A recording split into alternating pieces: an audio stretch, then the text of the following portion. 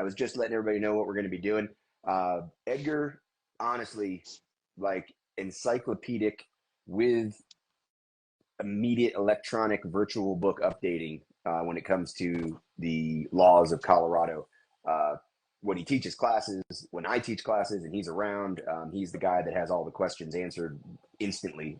As people are articulating the questions about Colorado gun law, he's letting them know what code section he's about to quote and then telling them about what it really means. So I know he's the guy to go to on this bill. And Edgar, all I really said was, there's always these doomsday bills and a lot gets made. Sky is falling, ring the bell. You don't like that. I don't like that.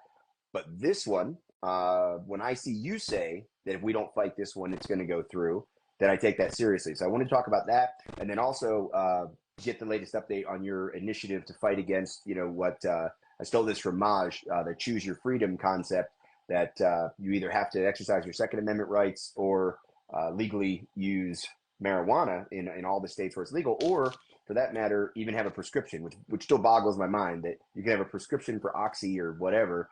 And Correct. Nobody even says, hey, you might want to think about not taking that, while you're carrying a gun. And yet, if you have a medical marijuana card, you're a federal bad guy. So Correct. Let's talk about the bill that's I think the main thing here is, of course, to restrict concealed carry across the state. That's the real big impact here. But fill us in. You're the expert. Yeah. So this one is one of those where they're calling it sensitive areas. Won't be able to carry in parks. Won't be able to carry in churches. So it's a lot of places where humans already go to and would want to carry.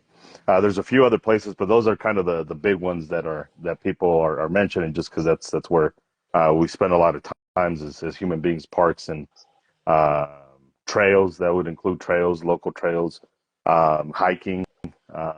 So this one is one of those where if we don't fight it, it could potentially pass. Obviously, I'm actually not as afraid of that one as I am as the requirements to obtain your permit bill.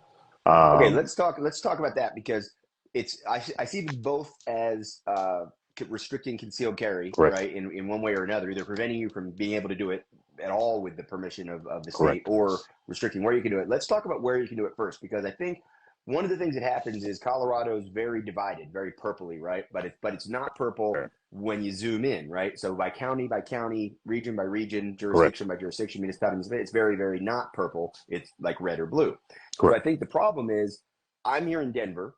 I'm on a courtyard, right, in the neighborhood here. So there's about 8 houses, and we share this little courtyard right in the middle. Correct. Now, I believe it's private property. It's owned by the homeowners association. It's communal property.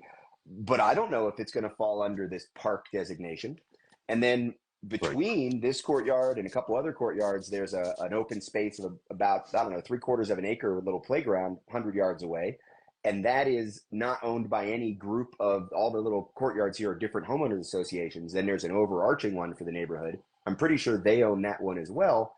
But then on the other side of that, about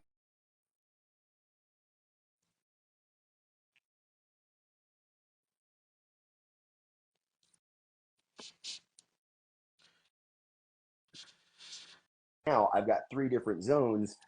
Do you know how they're all affected differently, or does private property trump any ruling that it's a park-like area? Well, that's the confusing thing, is that if they're including churches on this, then obviously private property isn't. They don't care about private property. Okay, so that was going to be my second question, because I think let's just get right into it. Can the church not say we're okay with this? Is it like where they say, okay, out east they've got a couple places now where you have to have explicit permission. A sign has to be posted that says, like, we respect your right to concealed carry. I think that was proposed maybe in New Jersey and New York. I feel like it passed somewhere. Is it one of those deals, or is the state literally telling churches they're not allowed to let people exercise their Second Amendment rights, which seems ridiculous? Correct. That's basically what they're saying. That's essentially what they're saying. I think Georgia had something like this a while back where they couldn't carry into churches. But here in Colorado, there is no option. Currently, if you read the law, there is really no option for that. And what's even more confusing is that they got rid of preemption in 2021, Right. allowing local government to control it. So Like what happened there? That was the whole point of getting rid of preemption and allowing local jurisdictions, kind of to what you say, right? Because if Denver is a blue city, then to a certain degree, although I don't agree with it, then city as a whole, the residents, the citizens there, uh, by proxy, get to decide that we don't want guns in our parks. But Weld County or Greeley or what have you should be able to decide on kind of on their own local government. And that was the idea with preemption. But I think they just didn't get their way on the grounder scale because only one or two cities did anything, Right. and they didn't get as much control as they wanted to with that. Okay, so that's mind-boggling. That makes me wonder. Is the state going to declare that these communal areas in neighborhoods, which there are a lot of them around the city of Denver? I think Aurora is starting to get a lot more of them now too. Are going to be considered parks under this. So I can't like walk from my front door off what is my property to a car parked on the street without violating the law. I mean, but that wouldn't surprise me terribly about Denver in general. Historically But the vague in the state state of laws, Colorado. yeah, Yeah, crazy. historically vague in the state of Colorado, which opens it up for all kinds of DAs to interpret it however they would want to interpret it. And that's been the problem with the gun making rules here in Denver specifically, Right. since that started about 3 years ago, which was where they thought the federal government was going to come in and save them in terms of how someone is supposed to put a serial number on a firearm or register it or something, whatever they had in mind. That's never Correct. happened, and now everybody in Denver City County is still left in limbo with private gun making. Correct. Let's jump to the restrictions now on actually getting the concealed carry permit, which are being put under the umbrella of new requirements, right, for teaching. Yeah. So the proposed bill, I sent it to you. I sent you Yep, I the did. article, and it's lengthy, right? It It's is. so overwhelming that you just don't want to read it. But I essentially, skimmed it knowing that you were going to fill me in on the important parts. so essentially, Colorado goes from no real requirements, very, very minimal requirements, to now an 8 hour class, which requires an arbitrary amount of shooting with 50 rounds. You have to pass the live fire at 75%, and then you have to take a written test, and you have to pass that at 80%.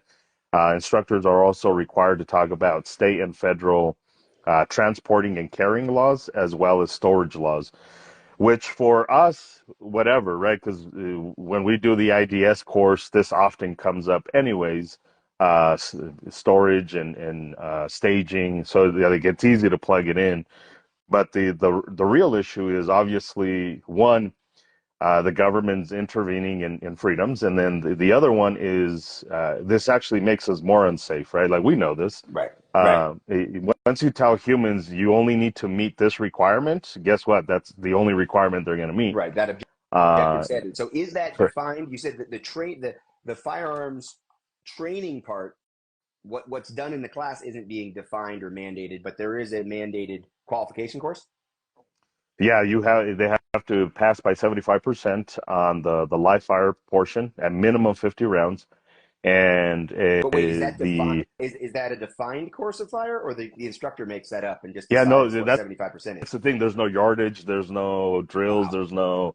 It just shoot 50 rounds. Okay, that was Just shoot one of the 50 rounds. things when I looked at it, I thought that's what I saw, Yeah, but unbelievable. So now this is where it gets bad for me, because now we know that there's this potential lack of you know integrity, let's just say, to the training, which oftentimes is because of what is a very strong integrity to the idea of shall not be infringed.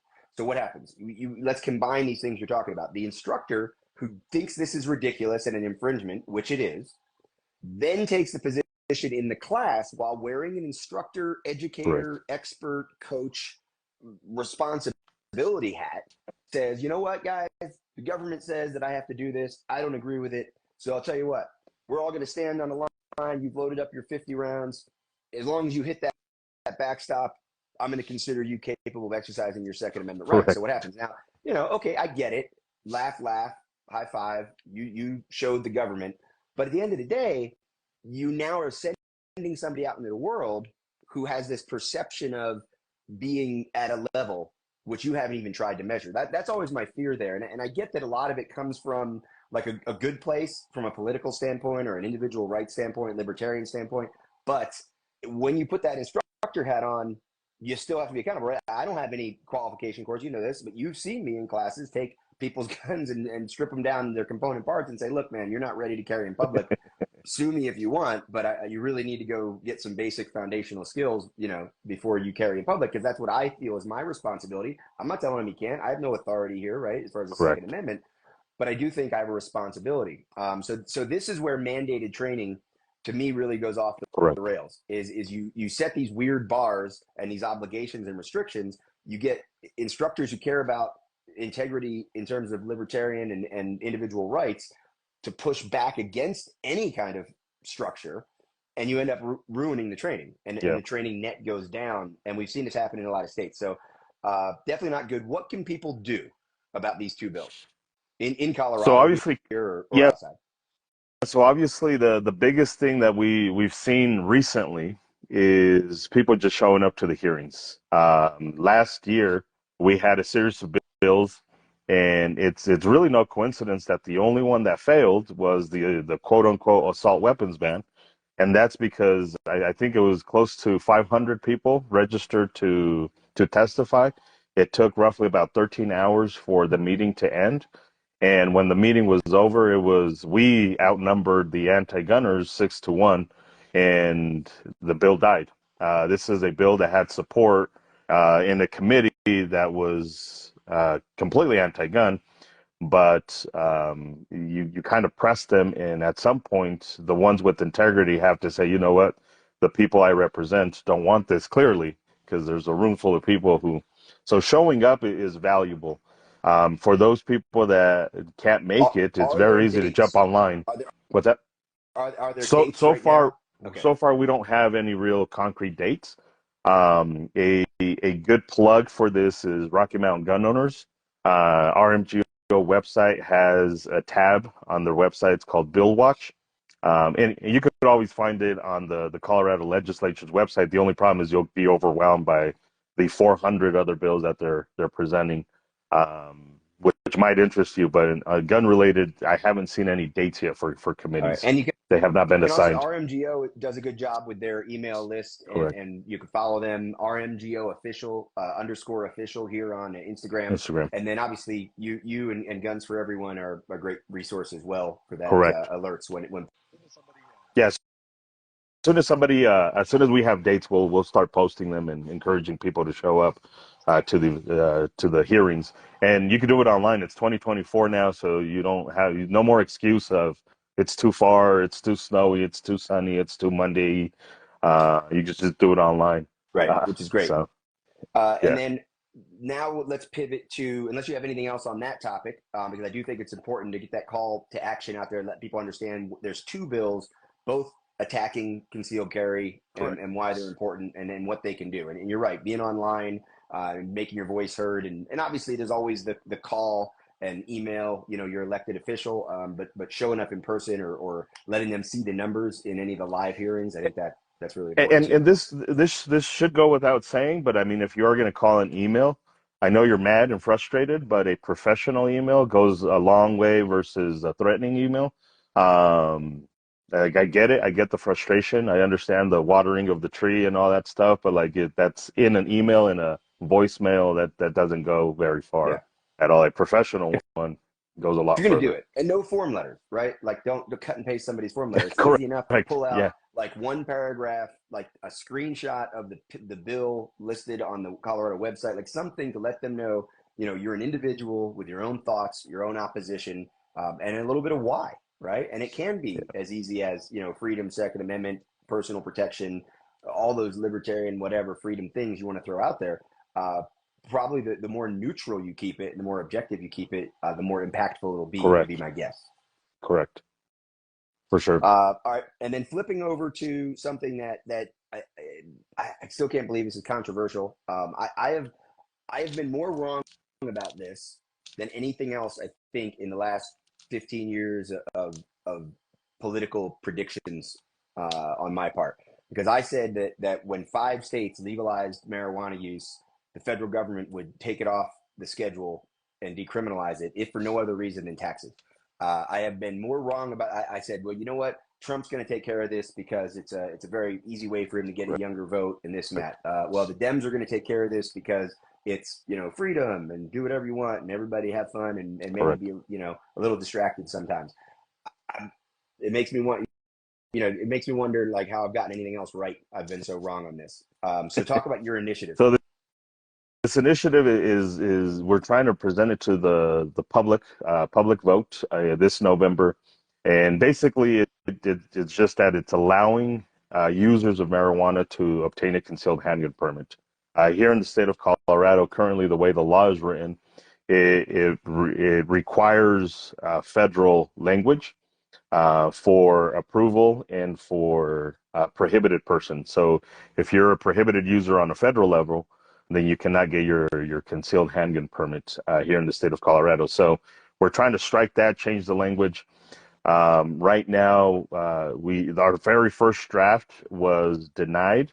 Even though the weird thing is that the first when we did this in 2015, 2016, I think it's 2015 when we submitted it, the exact same language was approved. So all I did was take the same one and say, here we go again.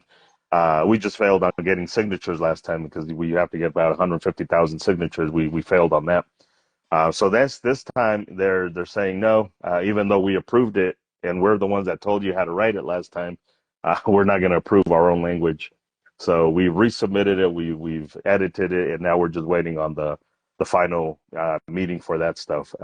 It does push us back because now we've got less time to collect 150 signatures. Right. And just to be clear, like you can't, just so people understand, you can't get someone's signature like in advance. They have to be Correct. signing on to exactly what it is Correct. as it's written. So this Correct. is an effective tactic to say, you can be in favor of this conceptually, but they're not going to respect your signature unless you're signing the exact Correct. verbiage. So by delaying it, Correct. they're really screwing you up. Correct. Yeah, Us up. Yeah. that I mean, this has to be on the ballot. I think we have until August at this point to get it done, get it on the November ballot. So we'll see what happens with the Secretary of State. But at this point, it just seems like just a bunch of people trying to justify their jobs that probably shouldn't exist. Yeah. So Not the that's where we're people, at. the jobs The shouldn't jobs, exist. yeah, Just to the be clear, just jobs, to be clear, yeah, for sure. just To to be be clear. clear, So if the, and this is one of those things, and I know it's controversial. I get it to some extent. I've changed my mind on this, a long time ago. I think, push come to shove, alcohol creates a lot more problems than yes, marijuana does. yeah, But either way, it's a freedom thing. And this is freedom, what kills me about it is that you have people who are maybe more into marijuana that don't care about gun rights issues, that don't want to support this, even though something like this would normalize and take away some of the stigma of a lifestyle choice they've made as well. And then obviously you have firearms people who are like, oh, I'm not a druggie, I'm not into that. I think it's tearing correct, down society, blah, blah, blah, correct, gateway drug. So I'm not going to get into that, and I'm not going to support this because of that, even though supposedly freedom, freedom, freedom. correct, So I don't know. Freedom isn't safe, and freedom is all about respecting somebody else to do something. It's not, hurting you. I get you can extrapolate. Well, drugs hurt society, blah blah blah. But guess what? That's what the other side does with guns. Guns hurt correct. society, blah blah blah. And we need to be more freedom oriented on all topics, probably, Well, but and especially this one. here's the thing. I mean, you know me. We hang out. I don't drink. I don't consume marijuana. I don't consume any drugs. I'm pretty boring as a human being in the extracurricular consumption area. Um, but I would never be okay with somebody preventing those humans from defending themselves or eliminating their rights just because of a plant they decide to consume or a beverage they decide to consume. Yeah, and and So and the I whole don't participate in that stuff, but it's not about me. It's about my freedom. And if I take away their freedom, they have the ability to take away my freedom, and that's not a good thing. 100%. And again, it's about responsible use of whatever, right? So, Correct.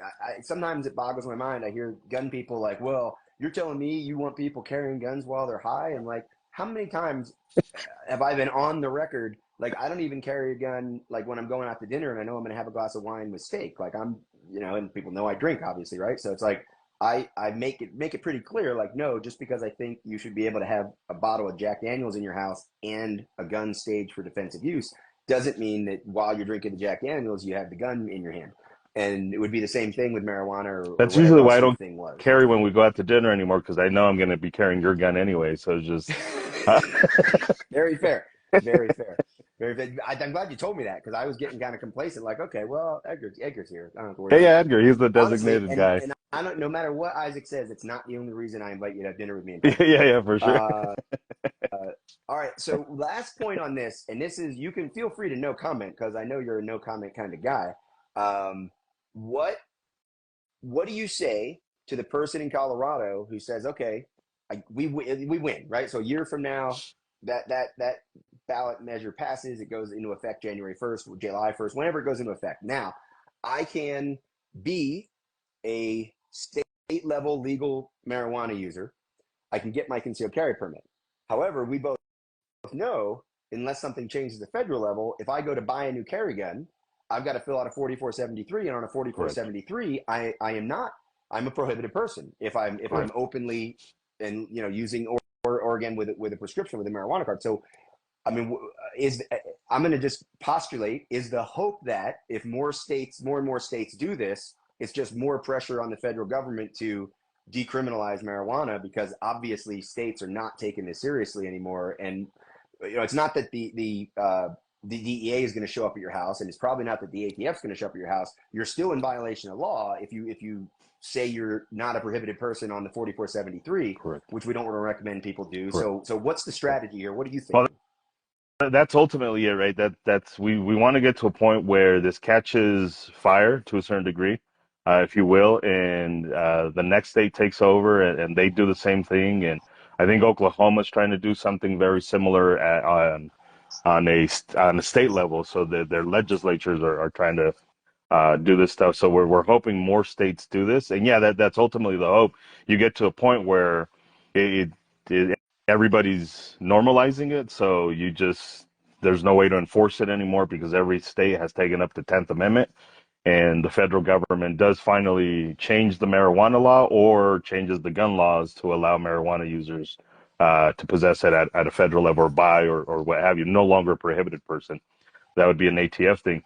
And really at the local level, it's when you really consider resources, right? For all the people that are against the marijuana stuff, but maybe for the other stuff, policing and stuff like that is you take away the resources. Let me rephrase that. You no longer have to use resources, state resources, local resources to hunt down people who are possessing guns and marijuana, not doing it together. That's not what we're talking about. That's a separate issue. But it's because now the cop doesn't have to worry about if this person just went to the dispensary with the gun. I don't have to waste my resources on a non-issue when I could be taking care of the actual bad guy type stuff. So there's kind of on the back end, there's kind of that hope too, is less people being incarcerated over freedom stuff. So there's that issue as well, but obviously on the federal level for sure is this is a way that we get to a point where the federal government actually does something about this. All right. Yeah, well, I appreciate the updates. You and I talk. We're going to be teaching down in Mexico next week. We're going to catch up on this, but I wanted to do this publicly. I appreciate you doing it on my channel because I know your channels, you saturate really well with all this information, and I'm Correct. not as up to speed on exactly what's going on. I'm a part-time resident in Colorado, and I vote back east, so I'm not as up to speed on what's going on here. So now I am more up to speed. And obviously, if I'm in town, I'll be there at the hearings and one way or another try to be involved as much as I can. What I want to do is thank you for what you do at Guns for Everyone, Rocky Mountain gun owners, everybody in Colorado who's fighting this fight because this is where you are domiciled and primarily resided, and because it's a place that we fight, Correct. right? So we fight where we can. I will be sharing this. I'm going to take this live and put it on YouTube so we can both share it and other people can share it and put it out there. Obviously, really important in Colorado, but I think it's an important conversation, obviously nationwide, Yeah. worldwide, about freedom. Yeah. And one thing that is important to note for a lot of people, and this kind of includes myself too, right? I'm holding myself accountable. It's very easy for those of you guys that live in Colorado, or maybe another state that's going through the same process as Colorado, is this idea of let me just move somewhere else, let me just go somewhere else. The problem is you end up running to another state, and they're probably going through changes, and you end up at a place where like I have nowhere to go now because you didn't stick around and fight. Like it's a very frustrating, very um, overwhelming process if you appreciate freedom and all that stuff, and if you're involved. But it's we have to fight here to stop it here, because if we can stop it here, then it doesn't bleed over to Wyoming, it doesn't bleed over to New Mexico, to Utah, or whatever it might be, right? So this idea of let me run away from the state, maybe for other reasons, financial or family or what have you, but just because you're afraid of the politics, I don't think it's a valid reason. You ought to fight for it.